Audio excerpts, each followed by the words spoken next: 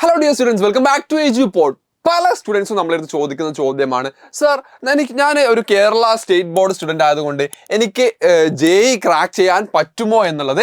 So ഞാൻ ഈ വീഡിയോയിലൂടെ ഉൾപ്പെടുത്താൻ ശ്രമിക്കുന്നത് എന്ന് പറഞ്ഞാൽ അത് പറ്റുമോ എന്നുള്ളതും പറ്റുവാണെങ്കിൽ അത് എങ്ങനെ എന്നുള്ളതുമായിരിക്കും. സോ ഈ വീഡിയോ നിങ്ങൾ നിർബന്ധമായിട്ടും വാച്ച് ചെയ്യുക അവസാനം വരെ.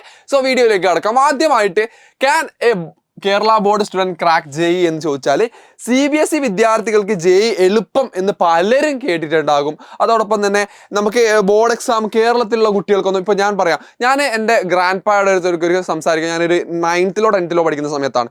അപ്പോൾ JEE ഒക്കെ ക്രാക്ക് ചെയ്യണമെങ്കിൽ നിർബന്ധമായിട്ടൊരു CBSE അല്ലെങ്കിൽ ആ ഒരു ഭയങ്കരമായിട്ടുള്ള ഒരു ഭൂതങ്ങൾ, ഒരു പഠന പുസ്തക പുഴുകൾ എന്നൊക്കെ പറയുന്ന കാറ്റഗറിയിലുള്ള ആൾക്കാരായിരിക്കണം.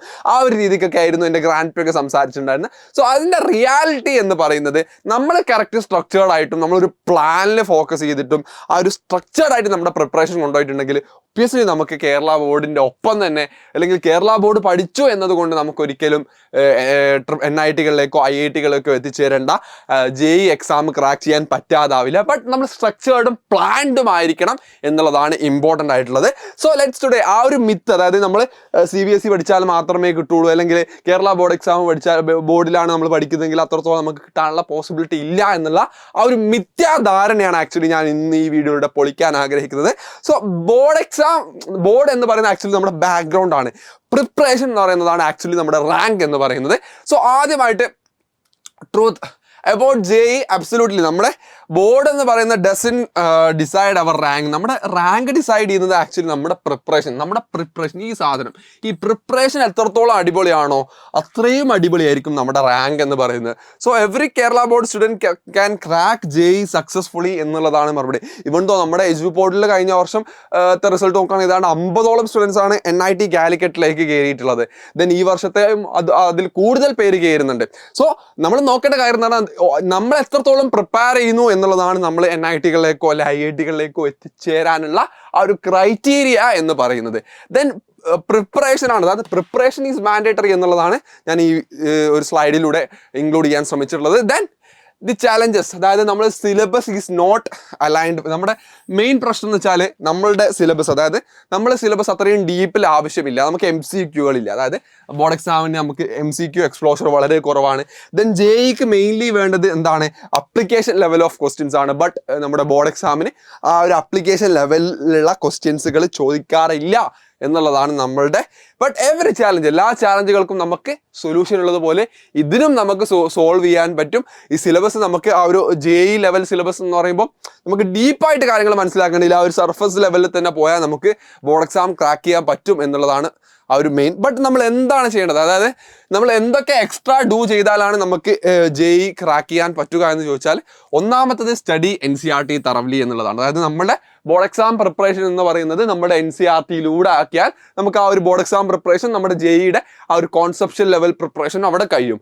ദെൻ PYQ, അതായത് JEEയുടെ PYQ സോൾവ് ചെയ്യുക. നമ്മുടെ NCERTയിലെ കോൺസെപ്റ്റും സാധനങ്ങളും കിട്ടിയാൽ നമ്മൾ എന്ത് ചെയ്യുക, പിന്നെ നമ്മൾ ചെയ്യേണ്ട കാര്യം നമ്മൾ പ്രീവിയസ് ഇയറിലേക്ക് പോവുക. ദെൻ പിന്നെ നമ്മളൊരു മോക്ക് ടെസ്റ്റ് എടുക്കാൻ ശ്രമിക്കുക. നമ്മൾ ആ ഒരു ഇപ്പോൾ ഈ വീക്കിൽ പഠിച്ചത് നിർബന്ധമായിട്ട് ഈ വീക്കിൽ തന്നെ ഒരു മോക്ക് ടെസ്റ്റ് അല്ലെങ്കിൽ ആ ഒരു രീതിക്കുള്ള ഒരു ടെസ്റ്റ് എടുക്കാൻ നോക്കുക. Then practice MCQ. അതിനുശേഷം നമുക്ക് കിട്ടുന്ന സമയങ്ങളിലൊക്കെ മാക്സിമം എത്രത്തോളം പ്രാക്ടീസ് ചെയ്യാൻ പറ്റുന്നോ അത്രത്തോളം നമ്മൾ പ്രാക്ടീസ് ചെയ്യുക. കാരണം JEE ടെസ്റ്റ് ചെയ്യുന്നത് application സ്കില്ലാണ്.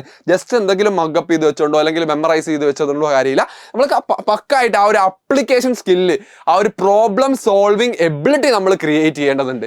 Then how to study each subject. ഓരോ സബ്ജക്റ്റും നമ്മൾ എങ്ങനെ പഠിക്കണം എന്ന് ചോദിച്ചാൽ, നമ്മൾ കെമിസ്ട്രിയിലേക്ക് വരികയാണെങ്കിൽ നമ്മൾ NCERT മാസ്റ്റർ ചെയ്തിരിക്കണം. JEE മെയിൻസിൻ്റെ കേസിലാണെങ്കിലും അഡ്വാൻസിൻ്റെ കേസിലാണെങ്കിലും നമ്മൾ നിർബന്ധമായിട്ടും NCERT മാസ്റ്റർ ചെയ്യുക എന്നുള്ളത് very very very important. Then ഫിസിക്സിൻ്റെ കേസിലേക്ക് വരികയാണെങ്കിൽ ഫിസിക്സിൽ നമ്മൾ കോൺസെപ്റ്റും നമുക്ക് ആവശ്യമാണ്, അതോടൊപ്പം തന്നെ നമുക്ക് ന്യൂമറിക്കൽ സ്കില്ലും ആവശ്യമാണ്. ന്യൂമറിക്കൽ പ്ലസ് കോൺസെപ്ഷ്യലി ഉള്ള ക്വസ്റ്റ്യൻസ് നമുക്ക് ചിലപ്പോൾ ഉണ്ടാവും. അതോടൊപ്പം തന്നെ ഇപ്പോൾ ന്യൂമറിക്കൽ സ്കില്ല് തന്നെ നമുക്ക് ഉണ്ടാക്കിയെടുക്കണം. നിർബന്ധമായിട്ടും നമ്മൾ കോൺസെപ്റ്റുകൾ നല്ല വൃത്തിയിൽ തറവിലി മനസ്സിലാക്കിയിരിക്കണം. ബട്ട് മാത്തമാറ്റിക്സിൽ നമുക്ക് മെയിൻലി വേണ്ടത് എന്ന് പറഞ്ഞാൽ ഡെയിലി പ്രോബ്ലം സോൾവ് ചെയ്യുക. അതായത് എത്രത്തോളം നമുക്ക് പ്രോബ്ലം സോൾവ് ചെയ്യാൻ പറ്റുന്നോ അത്രത്തോളം ബെസ്റ്റ് ആവും. നമ്മൾ പലരും ഇപ്പോൾ ഓൾറെഡി നമ്മൾ JEE അല്ലാതെ ബാക്കിയുള്ള എക്സാമുകൾക്ക് ഉൾപ്പെടെ നമ്മൾ ചെയ്യുന്നത് മാത്തമാറ്റിക്സ് നമ്മൾ ചെയ്ത് തന്നെയാണ് പഠിക്കാറുള്ളത്. സോ ആ രീതിക്ക് തന്നെ പോവാം. പക്ഷേ നമ്മൾ കുറച്ചുകൂടെ ലെവലിലുള്ള മൾട്ടി കോൺസെപ്ച്വൽ ക്വസ്റ്റ്യൻസുകൾ പ്രാക്ടീസ് ചെയ്യേണ്ടതുണ്ട്. Then more question you solve, better you became. എത്രത്തോളം ക്വസ്റ്റ്യനുകൾ സോൾവ് ചെയ്യുന്നോ അത്രത്തോളം നിങ്ങൾ ബെസ്റ്റായി മാറും എന്നുള്ളതാണ്. ബട്ട് പിന്നെ നിങ്ങൾ മെയിൻ ചെയ്യേണ്ട കാര്യം എന്ന് പറയുന്നത് NCERT-യിലൂടെ പഠിക്കാതിരിക്കുക എന്ന് പറയുന്നത് ഭയങ്കര ബിഗ് മിസ്റ്റേക്ക് ആണ്. ദെൻ മോക്ക് ടെസ്റ്റ് അവോയ്ഡ് ചെയ്യുക. അതായത് മോക്ക് ടെസ്റ്റുകൾ സ്കിപ്പ് ചെയ്യുക എന്ന് പറയുന്നത് പലർക്കും കണ്ടുവരുന്നത്. അതായത് ഞാൻ പഠിച്ചു കഴിഞ്ഞിട്ടില്ല, അല്ലെങ്കിൽ പഠിച്ചതൊന്നും അങ്ങോട്ട് ആ ഒരു ഇതില്ല, ഒരു കോൺഫിഡൻസ് ഇല്ല, സോ അതുകൊണ്ട് ഞാൻ മോക്ക് ടെസ്റ്റ് സ്കിപ്പ് ചെയ്യുകയാണെന്ന് പറയുന്നത് ആക്ച്വലി ബ്ലണ്ടറാണ്. പിന്നെ ഫോക്കസിങ് ഓൺലി ഓൺ തിയറി, അതായത് തിയറിയിൽ മാത്രം ഒതുങ്ങി നിന്നുകൊണ്ട് പഠിക്കാൻ ശ്രമിക്കരുത്. നമ്മൾ മാക്സിമം അപ്ലിക്കേഷൻ സ്കില്ലും ആർജിച്ചെടുക്കേണ്ടതുണ്ട്. നമ്മുടെ അപ്ലിക്കേഷൻ സ്കില്ലാണ് ആക്ച്വലി എന്ത് നോക്കുന്നത്, ജെയിലൂടെ ടെസ്റ്റ് ചെയ്യാൻ പോകുന്നത്. Then not solving PYQ.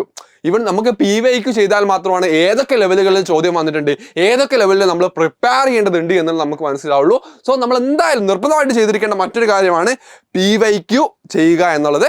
Then small mistake and cost big rank. അതായത് ഇതിൽ നിങ്ങൾ പല മിസ്റ്റേക്കുകളും വരുത്തിയാൽ ഒരു പക്ഷേ ഈ മിസ്റ്റേക്കുകൾ ഒരിക്കലും ഒരു സ്മോൾ മിസ്റ്റേക്ക് ആയിരിക്കില്ല, നിങ്ങളുടെ റാങ്കിനെ വലിയ രീതിയിലേക്ക് ഇടിക്കുന്ന മിസ്റ്റേക്കുകളായി മാറിയേക്കാം. ദെൻ എജു ബോർഡിനെ പറ്റി പറയാം. ഫസ്റ്റ് ഓഫ് ഓൾ നിങ്ങൾ ചെയ്യേണ്ടതെന്ന് പറഞ്ഞാൽ സ്കൂൾ ടോപ്പിക്, അതായത് സ്കൂളിൻ്റെ ഒപ്പം തന്നെ ഞാൻ പറയാം ഇത് രണ്ടും നിങ്ങൾ ഒരുമിച്ച് കൊണ്ടുപോകും. സ്കൂളിൽ നിന്ന് തന്നെ മാക്സിമം NCERT-യിലൂടെ നിങ്ങൾ സ്കൂൾ ടോപ്പിക്സുകൾ പഠിച്ചെടുക്കുക. ദെൻ സോൾവ് മൊഡ്യൂൾ അല്ലെങ്കിൽ നിങ്ങൾ എന്ത് ചെയ്യുക, PYQ ചെയ്യുക. PYQ ചെയ്താലും ദാറ്റ്സ് ഇനഫ്. PYQ ചെയ്യുക. ഏതാണ്ട് നമുക്കിപ്പോൾ 20ഓളം നമുക്ക് 2009 മുതലുള്ള PYQs കിട്ടും. അപ്പോൾ അത്രയും ഇയറിൽ അല്ലെങ്കിൽ അതിന് മുമ്പുള്ള PYQ ചെയ്താലും കുഴപ്പമില്ല. എത്രത്തോളം PYQ ചെയ്യാൻ പറ്റുന്നോ അത്രത്തോളം PYQ ചെയ്യുക എന്നുള്ളതാണ് ഞാൻ പറയുക. ദെൻ PYQ അതിനുശേഷം നിങ്ങൾ വീക്ക്ലി മോക്ക് ടെസ്റ്റ് എടുക്കുക. ദെൻ ആ മോക്ക് ടെസ്റ്റിൽ നിങ്ങൾ വരുത്തിയിട്ടുള്ള മിസ്റ്റേക്ക് അനാലിസ് ചെയ്യുക. ഇത് മാൻഡേറ്ററി സാധനമാണ്, കാരണം മിസ്റ്റേക്കുകളിലൂടെ പഠിക്കുക. അതായത് follow every step in order. അതായത് നമ്മൾ ആദ്യം എന്ത് ചെയ്യുക, ഈ ഒരു ഫസ്റ്റ് നമ്മൾ സ്കൂൾ ടോപ്പിക്കും NCERT-യും ആ ഒരു രീതിക്ക് തന്നെ കൊണ്ടുപോവുക. ദെൻ നമ്മൾ മൊഡ്യൂൾ ക്വസ്റ്റ്യൻസ് അല്ലെങ്കിൽ PYQ-ന് എന്തായാലും നിർബന്ധമായിട്ട് ചെയ്തിരിക്കണം. ദെൻ PYQ-ക്ക് ശേഷം നമ്മൾ വീക്ക് ടെസ്റ്റ്, അതിനുശേഷം ആ ടെസ്റ്റിൽ നടന്നിട്ടുള്ള അനാലിസിസ് നമ്മൾ നിർബന്ധമായിട്ട് ചെയ്തിരിക്കണം. ഇതിന് പ്രത്യേകിച്ച് ഷോർട്ട് കട്ട്സ് ഒന്നും പറയാനില്ല. ഈ സാധനങ്ങൾ തന്നെ ചെയ്യുക, അത് കൺസിസ്റ്റന്റ് ആയിട്ട് ചെയ്യുക എന്നുള്ളതാണ്. ദെൻ നമ്മൾ പറഞ്ഞു, അതായത് ബോർഡ് എക്സാം, NCERT, ഇതോടുകൂടെ നമ്മുടെ സ്കൂളിൽ നിന്ന് തന്നെ മാക്സിമം ചെയ്യുക. PYQ, mock test, consistency. ഈ 4 സാധനങ്ങൾ കൺസിസ്റ്റന്റ് ആയിട്ട് നിങ്ങൾ ചെയ്താൽ that's equal to your JEE success എന്നാണ് എനിക്ക് പറയാനുള്ളത്. ദെൻ ഫൈനലായിട്ട് പറയുകയാണെങ്കിൽ നമ്മൾ പലരും പറയുന്ന കാര്യമാണ്, ഞാനൊരു ബോർഡ് എക്സാം സ്റ്റുഡൻ്റ് ആണ്, സോ കേരള ബോർഡാണ്, അതുകൊണ്ട് JEE ഡിഫിക്കൽട്ട് ആയിരിക്കും എന്നുള്ളതല്ല നിങ്ങൾ പറയേണ്ടത്. I will prepare smarter than every one else. എത്രത്തോളം എനിക്ക് പ്രിപ്പയർ ചെയ്യാൻ പറ്റുന്നോ അത്രത്തോളം ഞാൻ ബാക്കിയുള്ളവരെക്കാൾ പ്രിപ്പയർ ചെയ്യാൻ ശ്രമിക്കും. ബാക്കി നമുക്ക് നോക്കാമല്ലോ. ബട്ട് ഈ ബോർഡ് എക്സാം എന്ന് പറയുന്നത് ഡസൻ ഡിസൈഡ് യുവർ ഫ്യൂച്ചർ. നിങ്ങളുടെ ഫ്യൂച്ചറിനല്ല അത് ഡിസൈഡ് ചെയ്യുന്നത്. നിങ്ങളുടെ എഫേർട്ടാണ് ആക്ച്വലി എന്ത് ചെയ്യുന്നത്, നിങ്ങളുടെ റാങ്ക് എത്രയാണെന്നും നിങ്ങളുടെ എത്രത്തോളം പെർസെൻറ്റേജുകളിലേക്ക് നിങ്ങൾക്ക് എത്തിച്ചേരാൻ പറ്റുന്നുണ്ടോ എന്നുള്ളതും തീരുമാനിക്കാൻ പോകുന്നത്. സോ നിങ്ങൾ ബോർഡിനെ അല്ല നോക്കേണ്ടത്, നിങ്ങൾ പഠിച്ചതിൽ എത്രത്തോളം നിങ്ങൾക്ക് അടിപൊളിയായിട്ട് പ്രിപ്പയർ ചെയ്യാൻ പറ്റുമോ അത്രത്തോളം അടിപൊളിയായിട്ട് പ്രിപ്പയർ ചെയ്യുക. Then JEE student is every student ready to hard work. എത്രത്തോളം ഹാർഡ് വർക്ക് ചെയ്യാൻ പറ്റുന്നോ അത്രത്തോളം ഹാർഡ് വർക്ക് ചെയ്യുക. ഓരോ ഡേ ബൈ ഡേ ഗ്രോത്തിന് നിങ്ങൾ ഫോക്കസ് ചെയ്യുക.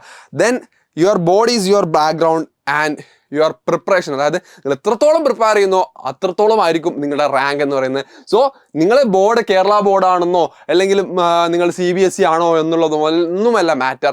നിങ്ങൾ ഇന്ന് എത്രത്തോളം പ്രിപ്പയർ ചെയ്യുന്നു എന്നുള്ളതാണ്. സോ ഇന്ന് മുതൽ പ്രിപ്പയർ ചെയ്യുക, അടിപൊളിയായിട്ട് പഠിച്ച് മുമ്പോട്ട് പോവുക. സോ അടുത്ത വീഡിയോ ആയിട്ട് കാണുന്നവരേക്കും ബൈ ബൈ.